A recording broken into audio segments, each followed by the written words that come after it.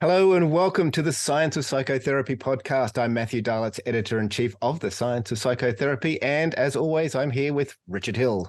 Yes, I am here, Matt, and it's really fantastic here doing another one of our fabulous podcasts. But we've had a very, very special opportunity, is that we are associating and really being able to engage with the Holistic Recovery Summit. And we'll have links and you can tell them a bit more about that in a sec too. And we're able to talk to these speakers directly and get an insight into what they're on about. And there's going to be a series of these. And who are we starting with? Okay, yeah. So today we're going to start with Liam Mahoney. Now, Richard, my Irish is no good. Tell me Liam's real name. I know, because it's Omoney. So okay. It's Amoni, O'Mahony, O'Mahony, but the Irish just sort of flatten the O. So it's O'Mahony. Okay. But it's a beautiful thing. But he talks, and he's speaking at the summit with Bonnie Badenoch. We haven't got Bonnie with us today, but talking about addictions and talking about developmental trauma, and some really interesting stuff. But the Weekend University is putting on this Holistic Recovery Summit, absolutely free to attend the live sessions. So we're really pleased, and I'm really keen to find out what Liam's got to say. Fantastic. So before we jump in and have a talk to Liam, here is a message from the Weekend University. If you're interested in deepening your understanding of addiction and how best to treat it, you might want to check out the Holistic Recovery Summit. This is a free online conference which brings together 35 world-leading clinical psychologists, researchers, and practitioners who will share with you their best practices for mind, body, social, and spiritual approaches to addiction treatment, enabling you to be at the forefront of evidence-based care. With a lineup including Stephen Porges, Janina Fisher, Ian McGilchrist, Pat Ogden, Anna Lemke, Stephen Hayes, Richard Schwartz, and 28 others, this really is a once-in-a-lifetime learning opportunity. The best bit is it's 100% free to attend live, and you can do so from the comfort of home. You'll also be able to upgrade to your recordings and certification pass after registration, although this is entirely optional. For more information, please check out the sign-up link in the description. Liam, hi, and welcome to the Science of Psychotherapy. It's so great to meet you. Thanks, Matt, and thanks, Richard, and I'm really appreciative that you invited me. It's such a simple invitation to make. We were so excited when we looked at the material because, of course, the summit that's coming up is so important to everybody, and it's important to us. And we just wanted to catch up with you about what we're doing in the summit. But what caught our eye was, of course, when we're talking about addictions, when we're talking about traumas, being a serviceman is an enormous part of that, and that is a part of your life. Do you mind sharing with us a little bit about that history and what brought you to this understanding and this sort of treatment and this work that you now do? Sure, Richard, sure.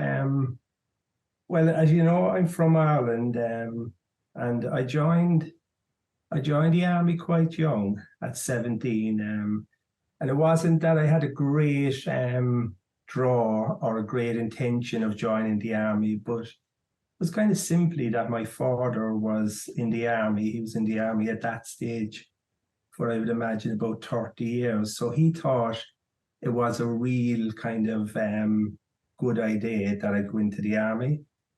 Now, looking back, it was good and it wasn't so good. Because I was a kind of immature, probably vulnerable 17-year-old. And the army was very good in a way that it was a great kind of career. And the Irish Army was a very kind of forgiving place, because I had a kind of fairly significant history of developmental trauma myself that obviously I was very unaware of going into the army, and I think that kind of made me vulnerable, and it really made me kind of vulnerable to kind of have a dependency on alcohol. So very quickly in the army, the Irish Army, there was a huge kind of culture of drinking. So I love that because one of the things that we talk about in the webinar series that's coming up is that with developmental trauma and with addiction, there's three capacities that don't get very developed. And one of the capacities is the capacity for relationship. The second capacity is the capacity for emotional and autonomic regulation. And the third capacity, the third, it's not even so much a capacity, but usually people with addiction and developmental trauma, they have a very kind of negative self-image. So we can relate to ourselves in ways that are, it's on a kind of a spectrum from critical to absolutely hatred. So when I went into the army, I didn't really have a capacity for relationship. So alcohol was very helpful for me to be able to mix with people, to kind of feel somewhere normal. So I think the first 10 years of was it 10? Yeah, I went to the army when I was 17 and I stopped drinking when I was 29. So the first 12 years are kind of a blackout, a lot of them. I would have gone overseas with the army to the Lebanon. And so when I came out of that kind of fog, the next, I suppose I stayed another probably 10 years in the army. But it was really good because even though I had got into a lot of trouble in the army for 12 years, going missing, going AWOL, but they were a very forgiving organization. And one of the things in the Irish Army is that once I kind of got my act together, when I got kind of treated, I kind of went up the ranks very quickly.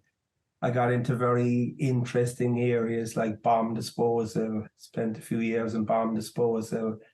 And for the last few years, the Army enabled me to kind of start orientating towards a different career. And of course, I was very interested at that stage then, because when I stopped drinking, I was married at the time. And like a lot of people that stop drinking, you think that you're going to ride off into the sunset and life is going to be wonderful.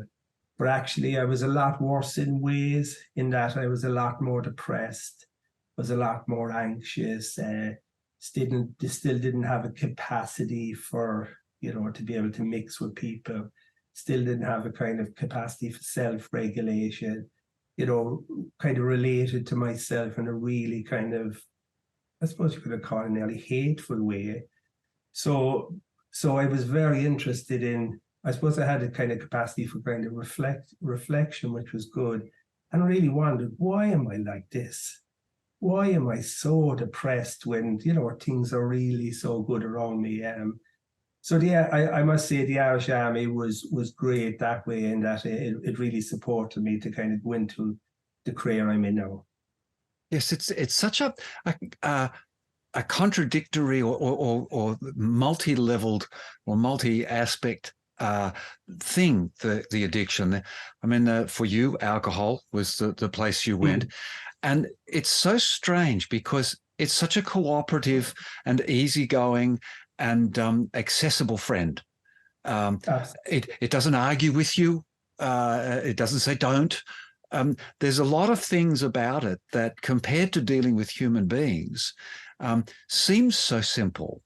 But the complications that come out of it, and this is something that I know you talk about it, and there's complicated worlds and there's complicated aspects where things are competing and battling and confusing each other.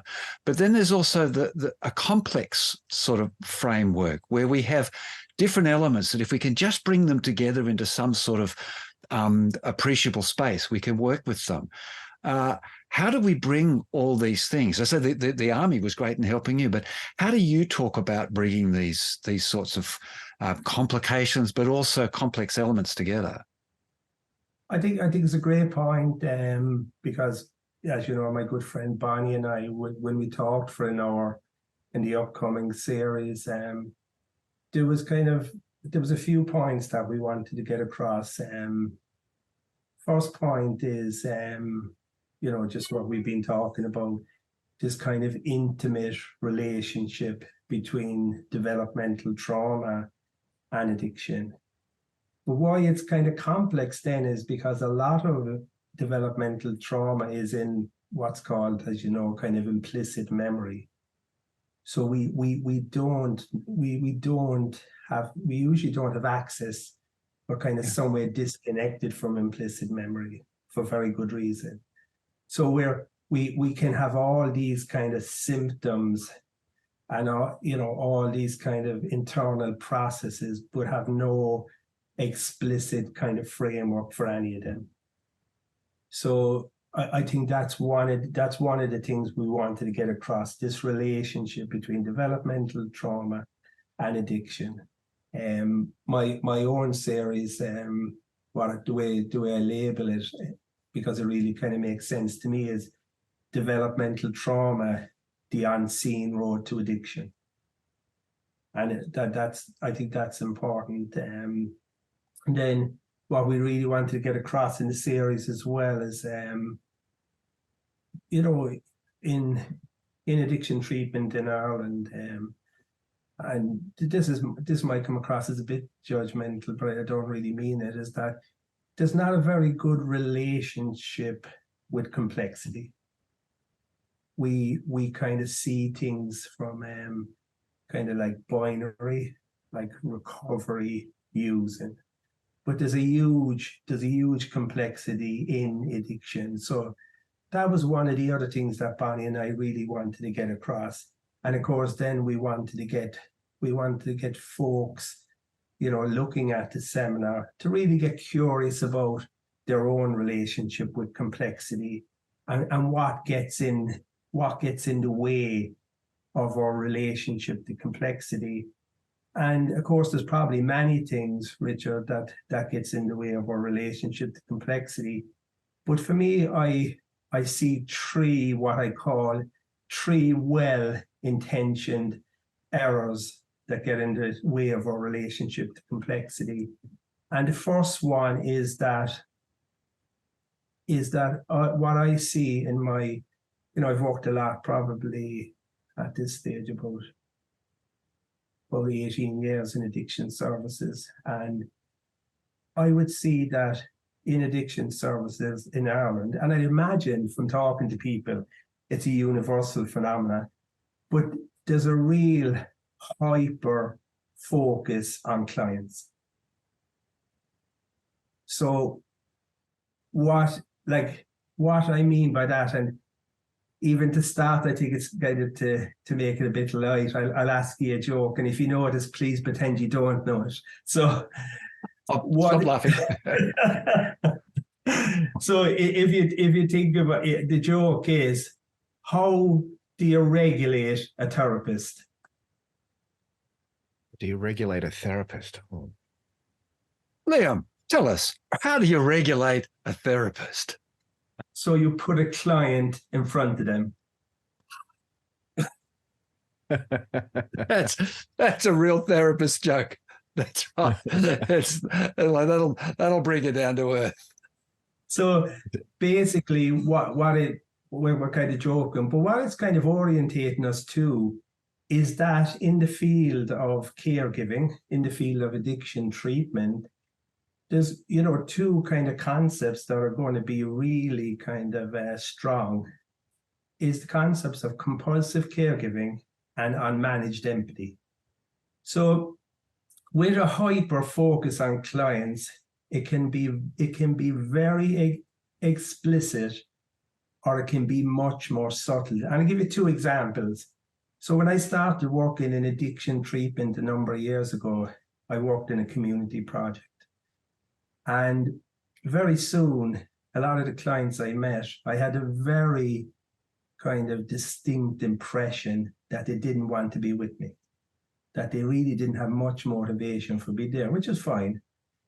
But on occasions, I would say this to the project worker that was working with me, and she was an addiction project worker as well. But she would take real kind of umbrage with me saying this.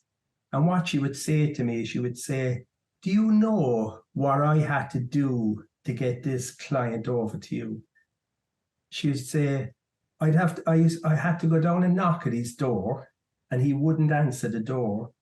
And then I would have to go around the side of the house, get on top of the shed, throw stones at the window, and get him out of bed. So that's a real kind of exaggerated, I suppose, example, but which does happen. But much more even kind of subtle examples is say, when clients come into us, and clients will often come into us in a kind of a state of kind of distress or a state of dysregulation. And I think it's often really kind of interesting how we kind of respond to them. Like my kind of favorite way of responding to clients like that now is, to see how, clients affect me.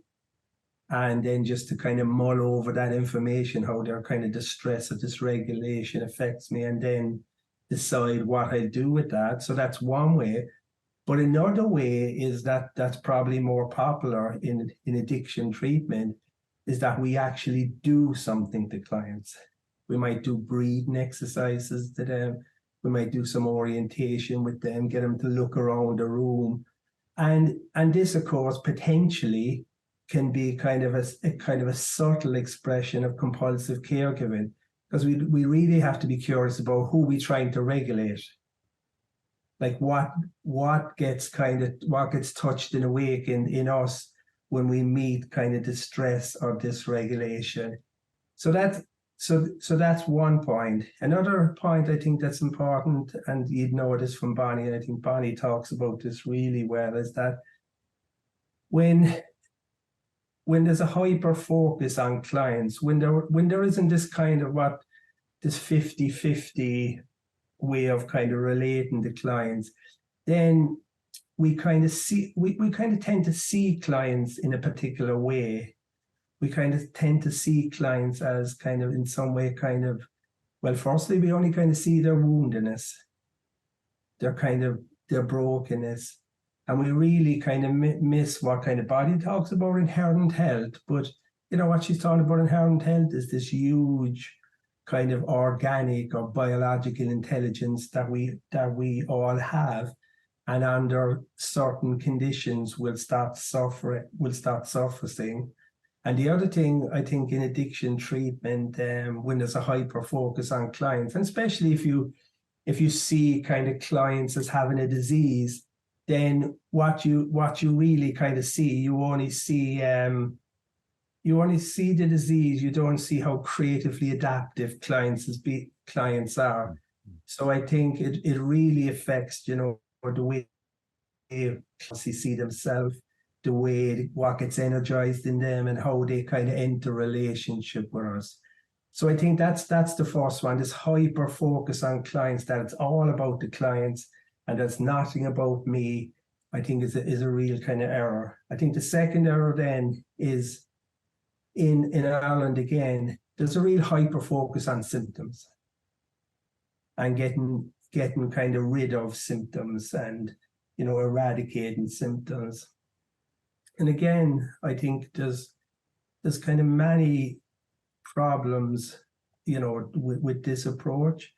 Like the first problem that I would really see is that when it gets like that, it gets very kind of goal orientated. It gets a real kind of goal orientated approach. And I think the problems with goal orientated approaches is, of course, once me as a caregiver become goal orientated, then I go into sympathetic arousal. And once I go into sympathetic arousal, I lose presence. And I'm gone. And of course, I don't believe there's any kind of healing in sympathetic arousal. We kind of heal in more kind of quiet, simpler moments. I think with a goal-orientated approach, we lose our connection to curiosity. I think with a goal-orientated approach, we lose that. We lose that in addiction, that there's always kind of two sides. There's always really a polarization. Clients will come in, and a very simple example is they'll talk about I want to stop drinking. And of course they mean that, but there's always another side. There's a side that they're going to be afraid to stop, or that addiction is doing something for them. So with a goal-oriented approach, I kind of align with one side of a polarity. I kind of really align with one side of an intrapsychic conflict, really, which is not going to be kind of helpful.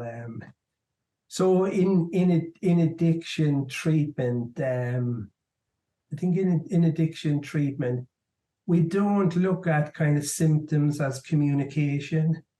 We don't look at symptoms as being a kind of a roadmap to what's disconnected in people.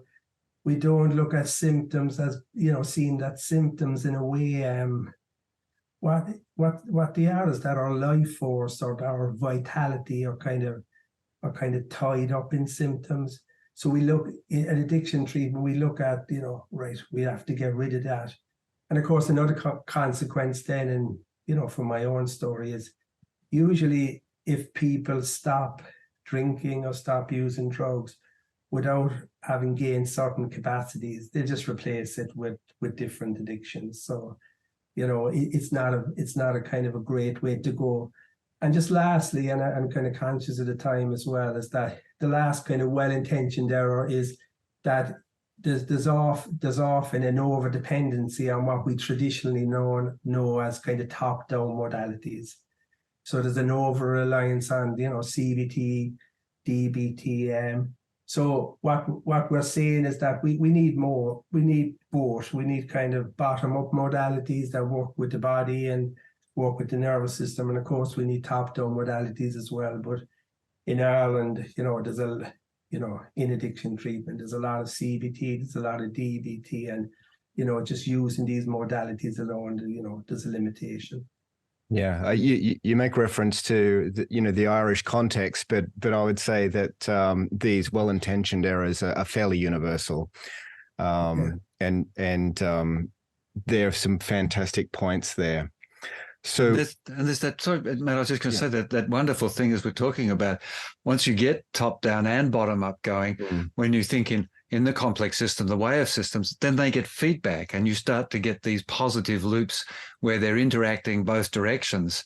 And which I know Bonnie talks about a lot, and she'll be no doubt giving that contribution. We've been talking about it for years. I know her quite well, as I mentioned. Yeah. Absolutely. And of course, Richard and I both light up when you mention, curiosity as one of the main elements there. When we're dealing with a complex system, we have to be curious. So now, you'll be doing this wonderful presentation, and you've given us some lovely insights, and probably given us some extra ones. So, ladies and gentlemen, there'll be plenty more going on. And so you're presenting with Bonnie. And giving this conversation between the two of you. Is that the way it sort of goes through? Yeah, there's a conversation between Niall, Bonnie, and myself. Mm-hmm. So wonderful. And Niall's great. We know we love his stuff as well. So what we can do is just do nothing but encourage everybody to, if that was just a taste of what they're going to see, then there's some really interesting and important things to gather from that. And we just want to thank you so much for spending the time with us, Liam. Thank you, Richard, and thank you, Matthew. Thanks, Liam. Really kind of nice to meet both of you guys. Thank you so much. Well, that was fantastic, Richard. Really looking forward to hearing more of what Liam has to say at the summit. So just a reminder to everybody, this is the Holistic Recovery Summit. And of course, there's going to be a link in the show notes. So jump in there and go across to the website and check it out. Yeah, I'm really looking forward to hearing Liam and to see my good friend Bonnie talking again. So I'm sure, and she's just so fascinating and got such depth of understanding, particularly of developmental trauma. So the fact that she's teamed up with Liam, to me, is all I need to know. So I'm looking forward to seeing that one, and I hope everyone does catch it and gets in there and links up to register for the free sessions. Fantastic. Well, thanks for joining us here on the Science of Psychotherapy, and we'll catch you next time. Bye for now.